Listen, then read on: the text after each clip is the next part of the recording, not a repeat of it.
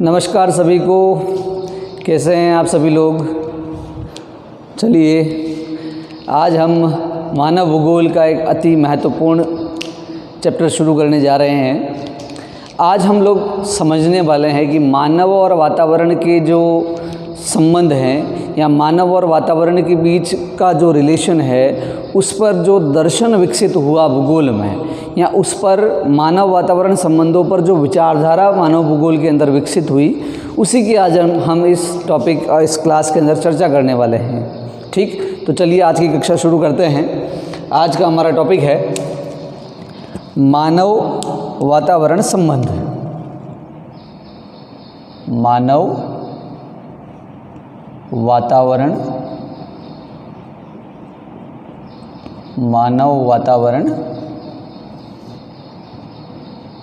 संबंध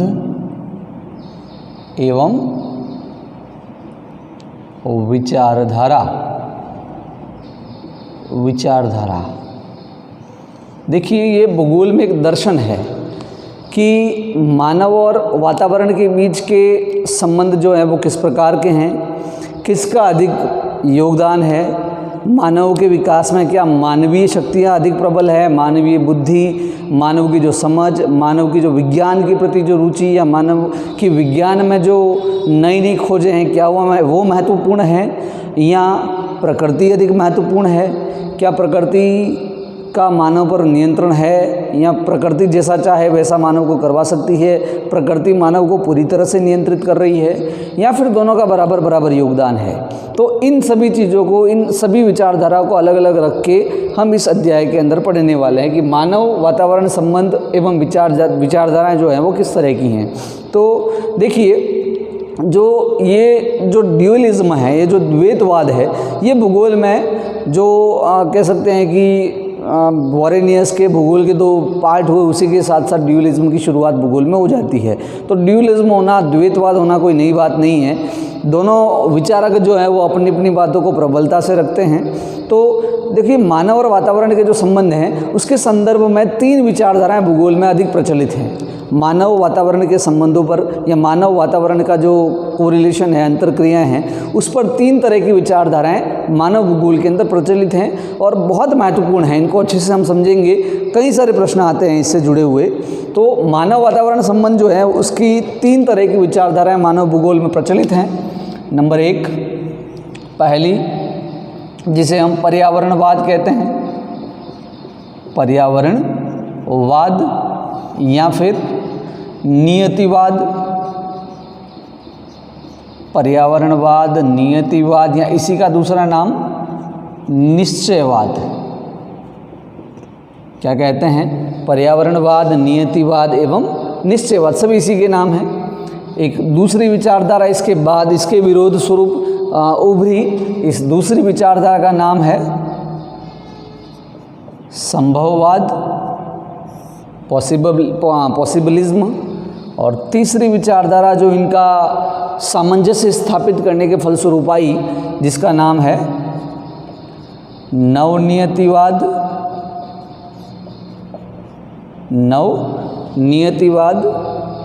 ठीक, तो ये तीन तरह की मानव वातावरण के संबंधों की विचारधाराएं प्रचलित हैं।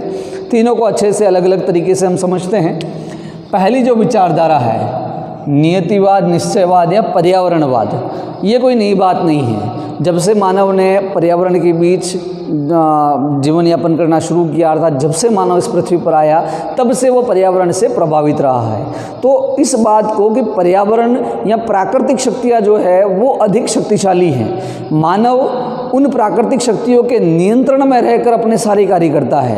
यहाँ कह सकते हैं कि मानव जो है वो प्रकृति का दास है, गुलाम है। उसे प्रकृति के दायरे के अंदर या प्रकृति के प्रभावों में, उसके नियंत्रण में रहकर ही अपनी सारी गतिविधियाँ करनी है। यदि मानव को विकसित होना है, यदि मानव को विकास करना है, तो इन प्राकृतिक प्रभावों को उसे मानना ही पड़ेगा। ये जो विचारधारा है वो क्या कहलाती है? पर्यावरणवाद या नियतिवाद। इस पर्यावरणवाद या नियतिवाद में सबसे अधिक प्रधानता जो दी गई वो किसे दी गई? प्रकृति को या पर्यावरण को। प्रकृति या पर्यावरण जो है वो सर्वप्रमुख है। प्रकृति या पर्यावरण क्या है, सर्वप्रमुख है। और मानव जो है, मानव इसी प्रकृति या पर्यावरण का दास है या गुलाम है। ये विचारधारा जो है उसे हम क्या कहते हैं, पर्यावरणवाद, नियतिवाद या निश्चयवाद, कि पर्यावरण ही सर्वप्रमुख है। मानव केवल उस पर्यावरण के दायरे में रहकर अपने कार्य करता है, जिस तरह से पृथ्वी पर दूसरे जीव जंतु रह रहे हैं उसी तरह से। ये विचारधारा क्या कहलाती है, नियतिवाद, निश्चयवाद या पर्यावरणवाद कहलाती है। अब नियतिवाद या निश्चयवाद जो है, इसके समर्थक कौन कौन हैं, किन्होंने इसे वैश्विक स्तर पर मान्यता दिलवाई, या वैश्विक स्तर पर इस विचारधारा को आगे ले जाने वाले विद्वान कौन कौन हैं। तो इसमें सबसे पहला जो नाम आता है वो हमारा मानव भूगोल के प्रणेता फ्रेडरिक रेटजेल। ठीक, फ्रेडरिक रेटजेल जो थे वो पर्यावरणवाद या नियतिवाद के प्रबल समर्थक थे, है ना। पर्यावरणवाद या नियतिवाद के वो किस हद तक प्रबल समर्थक थे, यदि इसे हमें समझना है तो इनकी 2-3 कोटेशंस हैं जो मैं आपको सुनाता हूँ। ये उसी से हमें पता चल जाएगा कि कितना पर्यावरणवाद या नियतिवाद को मानते थे। जैसे कि रेटजेल का मानना था कि मानव की बुद्धि, उसकी सभ्यता, उसके विकास की तुलना जो है वो आकाश में उड़ती हुई स्वच्छंद जो चिड़िया होती है उससे नहीं की जा सकती। अर्थात मानव की बुद्धि, मानव की सभ्यता के विकास की तुलना आकाश में उड़ती हुई स्वच्छंद चिड़िया से नहीं की जा सकती, वरन उसकी जो तुलना मानव जो है वो पौधे के तने के समान है और उसी के ऊपर उसकी शाखाएं जो है वो आबद्ध हो सकती हैं। अर्थात उन्होंने माना कि मानव जो है वो प्रकृति के अंदर स्वच्छंद नहीं है, यदि उसे विकास करना है तो उसे सदैव प्रकृति के साथ जुड़कर रहना है और उस प्रकृति के साथ जुड़कर उसका जो तना है उसी के ऊपर वो अपने विकास की शाखाएं कह सकते हैं कि उपजा सकता है। तो इस तरह से रेटजेल जो थे वो पर्यावरणवाद या नियतिवाद के प्रबल समर्थक थे। इसके बाद और रेटजेल का जो विचार है वो 1911 में जो नियतिवाद जो था वो अपने चरमोत्कर्ष पर पहुंच गया। 1911 में नियतिवाद अपने चरमोत्कर्ष पर पहुंच गया जब इनकी महत्वपूर्ण शिष्या E.C. Sample, Ellen Churchill sample की एक पुस्तक प्रकाशित होती है जिसका नाम है भौगोलिक वातावरण के प्रभाव। भौगोलिक वातावरण के प्रभाव, इन्फ्लुएंस ऑफ ज्योग्राफिकल एनवायरनमेंट। 1911 में सैम्पुल की एक पुस्तक प्रकाशित होती है। इस पुस्तक में इन्होंने नियतिवाद या कह सकते निश्चयवाद की बहुत अधिक पैरवी की और नियतिवाद को वैश्विक स्तर पे रेटजेल से आगे ले जाकर स्थापित करने का प्रयास किया, है ना। इस पुस्तक में कह सकते हैं कि जो सैम्पुल की जो पुस्तक थी भौगोलिक वातावरण के प्रभाव, उसमें इन्होंने कोटेशन दी थी कि इन्होंने कहा था कि प्रकृति मानव को इस तरह से नियंत्रित करती है कि प्रकृति ने पहाड़ों पर जो लोग रहते हैं उनके चढ़ने उतरने के लिए उसे मानव को लोहे के पैर दिए हैं जिसकी सहायता से वो ढालों पर चढ़ता उतरता रहता है। वहीं जो समुद्री भाग या समुद्री तटों के जो निवासी हैं उनको कमज़ोर ढीले ढाले पैर दिए हैं। उनकी जगह पर जो मजबूत पैर थे उनके स्थान पर उनकी मजबूत भुजाओं एवं सीने का विकास किया जिससे वह पतवार चलाता है। तो इस तरह से मानव की जो आर्थिक क्रियाएं हैं वो भी किससे नियंत्रित होती हैं, प्रकृति के द्वारा नियंत्रित होती है। ऐसा किसका मानना था, एलन चर्चिल सैम्पुल का। तो 1911 में जो इनकी किताब थी भौगोलिक वातावरण के प्रभाव, वो पूरी तरह से कह सकते हो कि इसी के इर्द गिर्द थी, नियतिवाद या निश्चयवाद के इर्द गिर्द थी। इसके बाद यदि और आगे बात की जाए तो 1959 में उन जीवों की उत्पत्ति का जो सिद्धांत डार्विन का आता है 1959 में। इससे आगे बढ़ते हैं तो 1959 में डार्विन का एक सिद्धांत आता है जीवों की उत्पत्ति। जीवों की उत्पत्ति, इस जीवों की जो उत्पत्ति जो 1959 में जो सिद्धांत आया, तो इस जीवों की उत्पत्ति सिद्धांत के अंदर भी मानव और पर्यावरण के संबंधों को समझाया गया और उसमें भी पर्यावरण की महती भूमिका बताई गई कि पर्यावरण मानव को हर तरह से नियंत्रित करता है। वही व्यक्ति पर्यावरण के अंदर जीवित रह पाता है जो पर्यावरण के साथ अनुकूलन कर लेता है। यही इस पुस्तक का सार था। 1959 में जो डार्विन की जो पुस्तक आई थी, तो कई भूगोल के जो विद्वान हैं, कई भूगोलवेता जो थे, वो इस पुस्तक से डार्विन के विचारों से प्रभावित हुए थे। इन्हीं की आगे बात करें तो जैसे कि भूगोलवेताओं में डिमोलिन्स जो थे, जिन्हें हम सामाजिक भूगोल का प्रणेता भी मानते हैं, सामाजिक भूगोल के संस्थापकों के रूप में देखते हैं। तो डिमोलिन्स की जो पुस्तक थी सामाजिक भूगोल, तो डिमोलिन्स की सामाजिक भूगोल पुस्तक में भी इन्होंने माना था कि मानव समाज जो है उसका निर्माण पर्यावरण के द्वारा होता है, अर्थात समाज का निर्माण भी पर्यावरण करता है। ऐसा किसका मानना था? डिमोलिन्स का मानना था। तो इस तरह से ये कुछ प्रमुख विद्वान हैं, रेडजेल है, एलन चर्चिल सैंपल है, डिमोलिन्स है ना। इसी तरह से एल्सवर्थ हंटिंगटन, ये भी किसको मानने वाले थे? नियतिवाद या निश्चयवाद को मानने वाले थे। तो ये जो सभी विद्वान हैं वो सारे कह सकते हो कि संबंध रखते हैं ज्योग्राफिकल स्कूल ऑफ जर्मनी से, है ना। तो ये सभी के सभी जर्मन भूगोलवेता हैं। कौन है? जर्मन भूगोलवेता हैं, सारे के सारे जर्मन भूगोलवेता। तो इसके आधार पर हम कह सकते हैं कि नियतिवाद, निश्चयवाद या पर्यावरणवाद जो है उसको सबसे अधिक प्रबलता है, कह सकते हो उसे सबसे अधिक मान्यता जो मिली वो कहाँ मिली? जर्मनी में। तो कई ऐसा भी कह सकते हैं कि ये जर्मन विचारधारा है या इसका सबसे अधिक विकास कहाँ हुआ? जर्मनी में हुआ। जैसे कि रेडजेल है, एलन चर्चिल सैंपल, आपके दिमाग में प्रश्न होगा तो अमेरिकन ज्योग्राफर है, लेकिन रेडजेल की शिष्य है और इन्होंने रेडजेल के विचारों को और आगे बढ़ाया था। ठीक, तो ये हो गई हमारी कौन सी विचारधारा? पर्यावरणवाद, नियतिवाद या निश्चयवाद। ठीक, तो इसका सार यही है कि मानव प्रकृति का दास है, गुलाम है, प्रकृति का मानव पर पूरी तरह से नियंत्रण है और मानव को सक्सेस के लिए, मानव को इस पृथ्वी पर जीवित रहने के लिए पर्यावरण को मानना ही पड़ेगा। एक चीज़ और बता दूं, एलन चर्चिल सैंपल ने तो यहाँ तक कह दिया था कि मानव जो है वो अपने कार्यों का शोर मचाता है, प्रकृति अपना काम शांत रहकर कर सकती है। इसी से हम प्रकृति के ताकत, प्रकृति की शक्तियों का अंदाज़ा लगा सकते हैं। जैसे कि मानव कुछ भी, जैसे मंगलयान भेज दिया तो पूरे विश्व के अखबारों में, इंटरनेट्स पे छा जाएगा कि मानव ने मंगल पर यान उतार लिया, चंद्रमा पर मानव पहुंच गया। तो इस तरह से मानव अपने कार्यों का शोर मचाता है, लेकिन प्रकृति जो है वो अपना काम शांत रहकर कर लेती है। जैसे कि कहीं भूकंप आ गया तो एक साथ हजारों लाखों की संख्या में लोग मर गए, तो प्रकृति अपने कार्य का कभी शोर नहीं मचाती। ऐसा किसका मानना था? एलन चर्चिल सैंपल का। तो इन्होंने यहाँ तक कह दिया था कि मानव जो है वो पूरी तरह से प्रकृति के दायरे में रहकर ही कार्य करता है। ठीक, आगे बढ़ते हैं। नेक्स्ट विचारधारा दूसरी, मानव पर्यावरण संबंधों पर जो दूसरा दर्शन है वो कहलाता है संभववाद। इसे क्या कहते हैं? संभववाद या पॉसिबलिज्म। संभववादी जो जैसे कि नियतिवाद का जो सबसे अधिक विकास हुआ वो कहाँ हुआ? जर्मनी में। तो ये जर्मन विचारधारा है।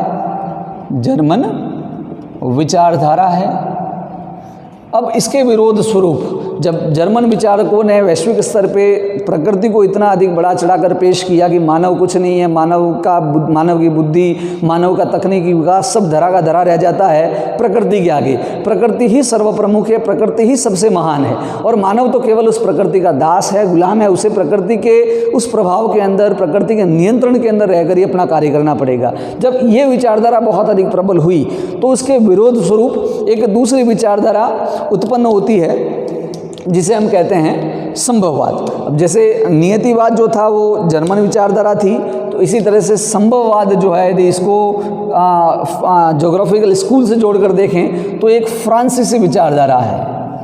कौन सी विचारधारा है?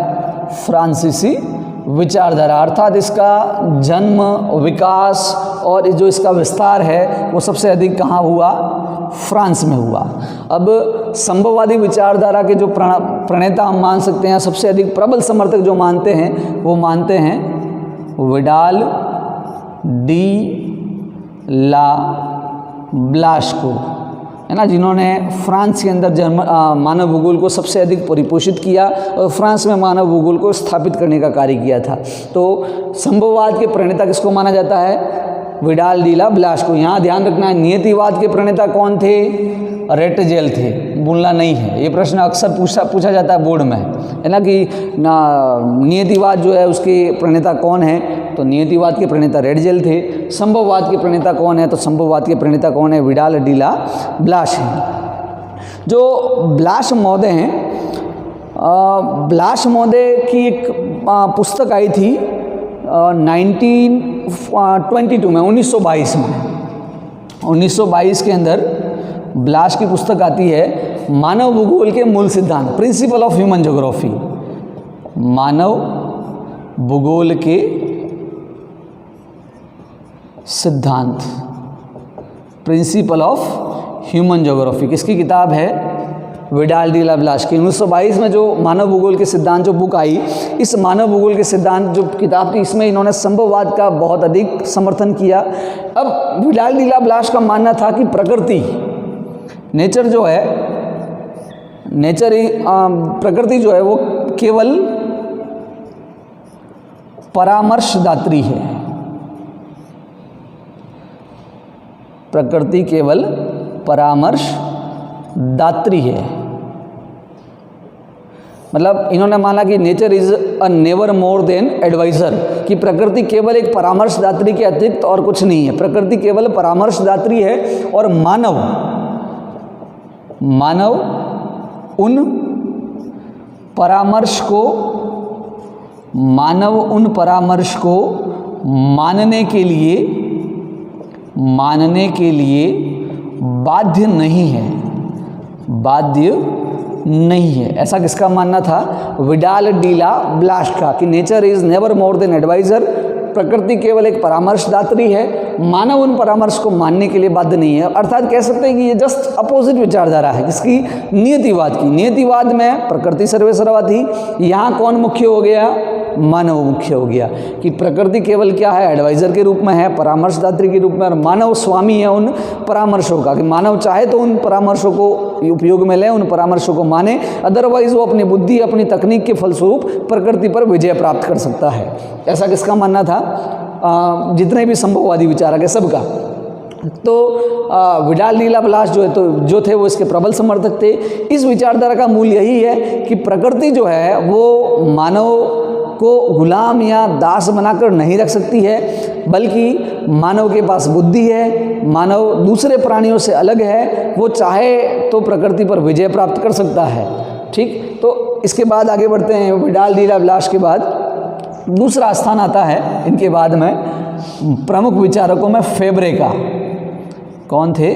फेब्रे। ये भी फ्रांस के रहने वाले थे। फेब्रे की एक महत्वपूर्ण पुस्तक आती है, इतिहास की भौगोलिक प्रस्तावना। फेब्रे की किताब का नाम है इतिहास की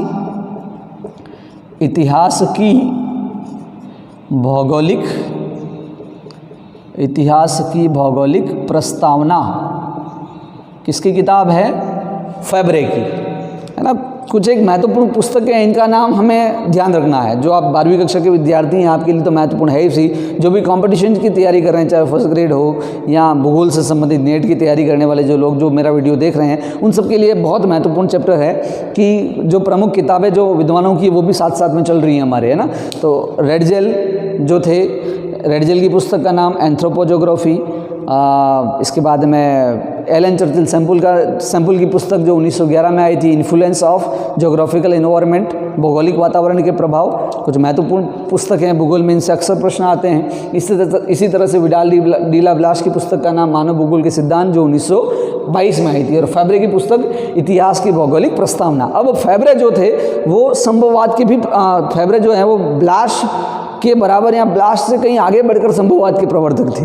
अब फेब्रे ने जो संभववाद, पॉसिबलिज्म जो शब्द है, संभववाद जो शब्द है, इस शब्द को, इस विचारधारा के लिए जो देने वाले थे वो कौन थे? फेब्रे थे। कि ये जो दर्शन है कि मानव प्रधान है, प्रकृति गुण है, मानव प्रकृति पर विजय प्राप्त कर सकता है, इस दर्शन के लिए जो संभववाद जो शब्द दिया, ये संभववाद किसने दिया था? फेब्रे ने दिया था। फेब्रे की भी एक कोटेशन याद आती है मुझे कि फेब्रे एक मानते हैं कि प्रकृति में सर्वत्र संभावनाएं हैं और मानव उन संभावनाओं का स्वामी है, या मानव उन संभावनाओं में का निर्णायक है कि वो उनमें से कौन सी संभावना उसे चूज करनी है, चयन करनी है, इसका स्वामी कौन है? फेब्रे है। इसका स्वामी कौन है? मानव है। तो फेब्रे की जो पुस्तक थी इतिहास की भौगोलिक प्रस्तावना, उसमें इन्होंने कौन सा शब्द दिया? संभववाद, पॉसिबिलिज्म जो शब्द है उसको देने का श्रेय किसको जाता है? फेब्रे को जाता है। इनका यही मानना था कि प्रकृति में सर्वत्र हर तरफ संभावनाएं हैं, मानव उन संभावनाओं का क्या है? स्वामी है, निर्णायक है, वो उन संभावनाओं को अपने किसी भी तरीके से यूज़ ले सकता है। जैसे कि जब यूरोप के निवासी न्यू इंग्लैंड में जाकर बसे, न्यू इंग्लैंड कहाँ है? नई दुनिया, संयुक्त राज्य अमेरिका में सबसे अधिक माइग्रेट पॉपुलेशन यदि कहीं से गई है, सबसे अधिक माइग्रेशन कहीं से हुआ है तो कहाँ से हुआ? यूरोपियन देशों से। और यूरोपियन देशों से भी सबसे अधिक माइग्रेशन कहाँ हुआ? उत्तरी अमेरिका में। तो उत्तरी अमेरिका में जो न्यू इंग्लैंड प्रदेश है, तो जब यूरोपियन निवासी माइग्रेट होकर उत्तरी अमेरिका की ओर गए, न्यू इंग्लैंड प्रदेश में जाकर बसे, तो वहाँ पर प्रकृति ने उनके सामने कई संभावनाएं प्रस्तुत कर रखी थी कि वहाँ पे अच्छे शीतोष्ण कटिबंधीय वन थे, तो उन्हें काटकर लकड़ी काटने का व्यवसाय कर सकते थे। उपजाऊ भूमि थी तो वहाँ पे कृषि की जा सकती थी, है ना। पूरा कह सकते हो कि जो पूर्वी तटीय जो हिस्सा है उत्तरी अमेरिका का, वो मत्स्य उत्पादन के लिए, मछली पकड़ने के लिए अच्छा है, तो कुछ लोगों ने मछली पकड़ने का व्यवसाय चुना। अर्थात कहने का अर्थ ये है कि प्रकृति ने सर्वत्र मानव के लिए संभावनाएं प्रस्तुत कर रखी हैं, मानव उन संभावनाओं का निर्णायक है, स्वामी है, वो जिस तरह से चाहे उस तरह से उन संभावनाओं का उपयोग कर सकता है। ऐसा मानना था किसका? फेब्रे का। ठीक, फेब्रे से आगे बढ़ते हैं। इसके बाद नाम आता है विडाल डी ला ब्लास के शिष्य, इनके प्रसिद्ध फेमस शिष्य रहे हैं जीन ब्रुंश। ये भी फ्रांसीसी भूगोलवेताओं में बहुत नामचीन भूगोलवेता हैं, जिन्होंने मानव भूगोल की स्थापना में, जिसे आज हम पढ़ रहे हैं, बहुत महत्वपूर्ण योगदान दिया। जीन ब्रुंश भी संभववाद के प्रबल प्रवर्तक थे, है ना। प्रवर्तकों के नाम मैं लास्ट में एक बार फिर से लिख लूँगा कि कौन कौन सी विचारधारा के कौन कौन से प्रवर्तक रहे हैं, ताकि लास्ट में आप उसका स्क्रीनशॉट ले लें, उसको एक साथ उतार लें। ठीक, तो जीन ब्रुंश भी संभववाद के प्रबल समर्थक थे। इसके बाद स्थान आता है डिमांजिया का, अल्बर्ट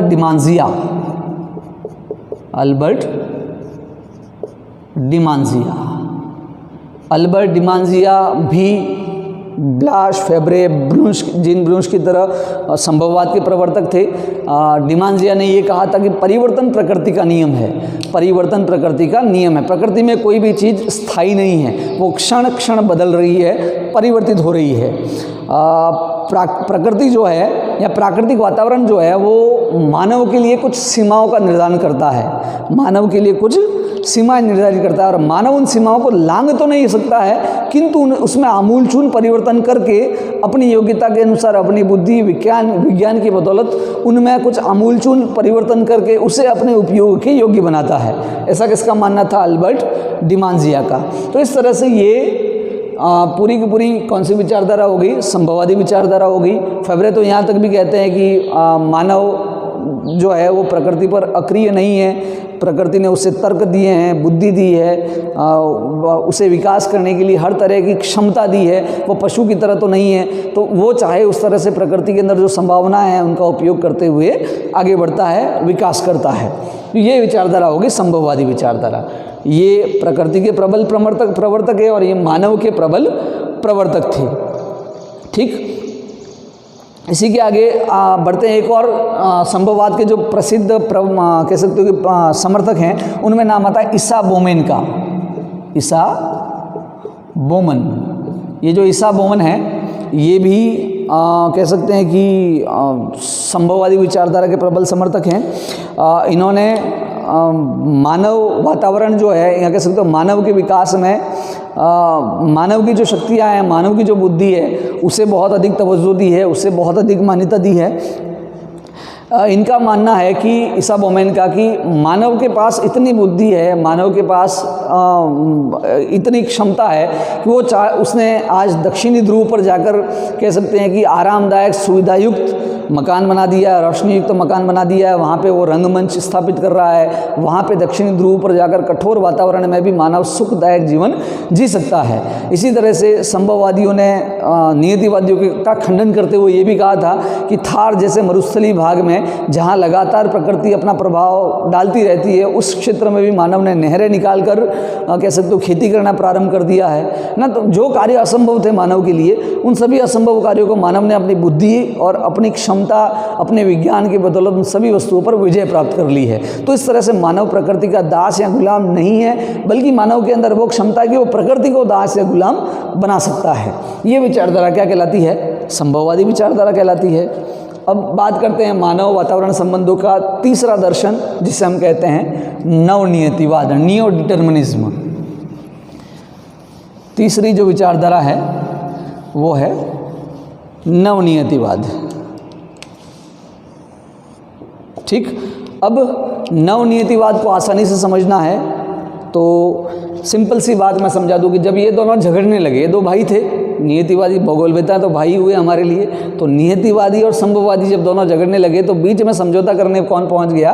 नवनियतिवाद सब पहुंच गया। अर्थात ये और ये, इन दोनों के बीच में, नियतिवादियों और संभववादियों के बीच में सामंजस्य फलस्वरूप, इनके बीच में सामंजस्य स्थापित करने के लिए नई विचारधारा आई जिसे कहा गया नवनियतिवाद, है ना। ये जो नवनियतिवाद है, ये नवनियतिवाद कहता है कि भाई झगड़ो मत, प्रकृति भी अपनी जगह पर सही है, मानव भी अपनी जगह पर सही है, कि मानव जो है वो न तो पूरी तरह से प्रकृति का दास है, गुलाम है, और न ही उसके अंदर इतनी क्षमता आ गई कि वो प्रकृति को दास या गुलाम बना ले। दोनों ही चीज़ें अपने आप में हानिकारक हैं। यदि मानव प्रकृति को संपूर्ण अपने कह सकते हैं कि प्रकृति यदि मानव को संपूर्ण रूप से यदि नियंत्रित कर लेती, यदि संपूर्ण रूप से मानव को अपना गुलाम बना लेती, तो आज जो भी चीज़ें आप देख रहे हैं वो सब नहीं हो पाती, है ना। आज मानव ने जिस तरीके से असंभव कार्य किए हैं, कठोर पहाड़ी भागों पर सड़कें बना ली हैं, रेगिस्तानी भागों पर कृषि करना प्रारंभ कर लिया है, इसी तरह से समुद्री भागों की मिट्टी सुखाकर, क्या कह सकते, पानी सुखाकर वहाँ पे कृषि करना प्रारंभ कर लिया। जैसे नीदरलैंड के आसपास पोल्डर्स जो होते हैं, तो वहाँ पे जो उसने कृषि करना प्रारंभ कर लिया। दक्षिणी उत्तरी ध्रुवों पर उसने कई कह सकते हो कि प्रोग्राम्स स्थापित किए हैं, वहाँ आरामदायक तरीके से मानव रहकर प्रयोग कर रहा है। तो ये सभी चीज़ें संभव नहीं हो पाती यदि प्रकृति प्रबल होती तो, और न ही मानव के अंदर इतनी क्षमता है कि वो प्रकृति को अपना गुलाम बना सकता है। यदि ऐसा होता तो भूकंप, ज्वालामुखी, ये सारी घटना मानव होने ही नहीं देता ना। मानव को अभी मानव की क्षमता केवल इतनी कि वो उनका पता लगा सकता है, लेकिन यदि मानव के अंदर इतनी क्षमता हो जाती तो वो सारी घटनाएं रोक लेता। और यदि वो इस तरह से कुछ क्रिया करेगा तो लगातार उसका खामियाजा हम लोग भुगत रहे हैं, है ना। ग्रीन हाउस इफेक्ट है, आपका हरितगृह प्रभाव है, वैश्विक तपन है, वैश्विक शीतलन है ना, लगातार मानसून की अनिश्चितता है। तो ये जो सारे प्रभाव हैं वो किसके पर फलस्वरूप हुए हैं कि जब से मानव ने मान लिया कि मैं प्रकृति पर विजय प्राप्त कर सकता हूँ, प्रकृति मेरा कुछ नहीं बिगाड़ सकती, जब ऐसी विचारधारा मानव के अंदर विकसित हो जाएगी तो उसका स्वयं का अस्तित्व खतरे में पड़ जाएगा। तो कहने का अर्थ यह है कि ये दोनों विचारधाराएं अपने आप में पूरी तरह से गलत हैं, क्योंकि दोनों विचारधाराएं किसी एक तत्व को कट्टरता से मानती हैं, और यही कट्टरता मानव के लिए ठीक नहीं है। तो नवनियतिवाद के जो प्रबल समर्थक थे, प्रबल समर्थक हैं, वो अमेरिकन प्रसिद्ध भूगोलवेत्ता ग्रिफिथ टेलर हैं। कौन है? Griffith Taylor. ये नवनियतिवाद के प्रबल समर्थक, या कह सकते हो नवनियतिवाद के प्रणेता ग्रिफिथ टेलर हैं। ग्रिफिथ टेलर की पुस्तक का नाम है ज्योग्राफी इन 20th सेंचुरी। ज्योग्राफी इन 20th सेंचुरी। ठीक, 20वीं सदी का भूगोल या 20वीं शताब्दी का भूगोल, ये किसकी किताब है? ग्रिफिथ टेलर की। इस किताब के अंदर इन्होंने यही बात कही है कि भाई झगड़ो मत, दोनों का अपने आप में बराबर वजूद है। यदि मानव को विकास करना है, यदि मानव को इस प्रकृति पर रहकर अपना जीवन यापन करना है, मानव को लंबे समय तक कह सकते हो कि सतत विकास करना है, अपने अस्तित्व को बनाए रखना है, तो उसे प्रकृति के साथ सामंजस्य करना पड़ेगा, उसे गुलाम नहीं बनाना है। और मानव के पास इतनी बुद्धि, इतनी क्षमता, इतना तकनीकी विकास है कि वो कह सकते हो कि विभिन्न विपरीत परिस्थितियों के अंदर भी अपना जीवन यापन कर सकता है। कि कितनी भी अधिक गर्मी हो, हम अंदर एसी चलाकर या पंखा चलाकर उस गर्मी को कम कर सकते हैं। कितनी भी अधिक शीत होगी तो हम हीटर चलाकर उस गर्मी को, उस ठंड को थोड़ा सा कम कर सकते हैं। तो मानव को यदि विकास करना है तो प्रकृति के साथ सामंजस्यपूर्ण व्यवहार करना होगा। दोनों एक दूसरे के विरोधी या दोनों एक दूसरे के को दास या गुलाम बनाने की होड़ में नहीं है, बल्कि दोनों एक दूसरे के लिए क्या हैं, पूरक हैं। यदि दोनों के बीच में सामंजस्य, प्रकृति और मानव दोनों अपने आप में सामंजस्य बनाते हुए आगे बढ़ेंगे तो मानव निश्चित ही विकास कर पाएगा। ये विचारधारा किसकी थी? नवनीतिवादियों की, ग्रिफिथ टेलर की। इन्होंने ज्योग्राफी इन 20वीं सेंचुरी में इस बात को बोला था। अब नवनीतिवाद को ग्रिफिथ टेलर एक और नाम देते हैं, बहुत महत्वपूर्ण है, कई बार पूछा गया है। ग्रिफिथ टेलर जो है वो नवनीतिवाद को रुको और जाओ निश्चयवाद कहते हैं। क्या कहते हैं? रुको और जाओ निश्चयवाद या रुको और जाओ नियतिवाद। कौन कहता है?